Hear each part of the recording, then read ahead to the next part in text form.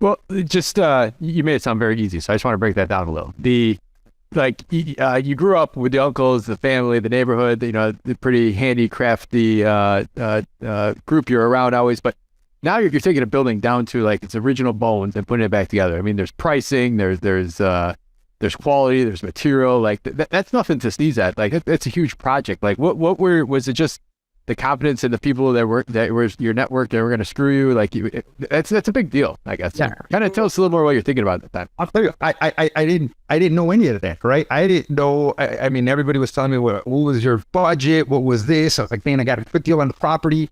I had some money saved up. I've purchased a property. I said, I'm going to take it slow. I'll build it. I'll take it slow. But yes, it was a far greater endeavor than I ever thought it was going to be. I was really blessed with some of the people that came, the demo guy, and I just started asking around. And I think, we talked a little bit about this before this, about my intuition. And I really trusted my intuition, whether it was in law enforcement, the Marine Corps, private contract. And I really trusted the individuals. A lot of these guys, I would feel it out. I got pricing on, and I went step by step. First, let's do all the demo work. Let's do this. So we did the demo work. And now I have an empty shell. It's like, it's an open canvas, right? There's something in me that I love, and it's part of the yin and the yang. I love to destroy, right? I get to destroy a building all the way down to its bare bones. And then you get to rebuild, right? The creative side comes out in you. And then we started little by little. And actually, this is here. This is, well, you guys can see it, but this is the property that I went down to the bare bones and we started rebuilding. And I really wanted to make it my own.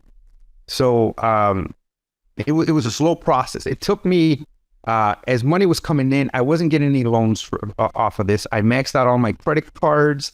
I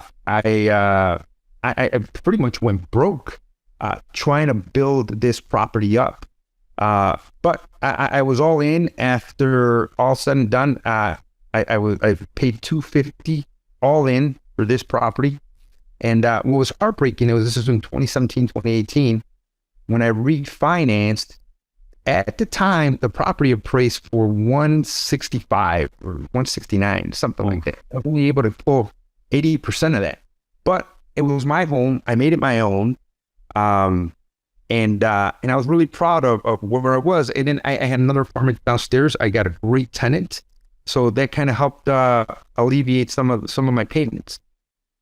So what I took away from there, though, is even though you basically have a house hack and you were over what you planned on, you're over what the market will allow you to be if you try to sell it or something like that. But your numbers, what you had into it, offset by your rent you have coming down in there, it just works for you, and it's gonna be a long-term scenario where between the money you'll make, the reduced living costs you'll have, and then the ability, just you got time on your side.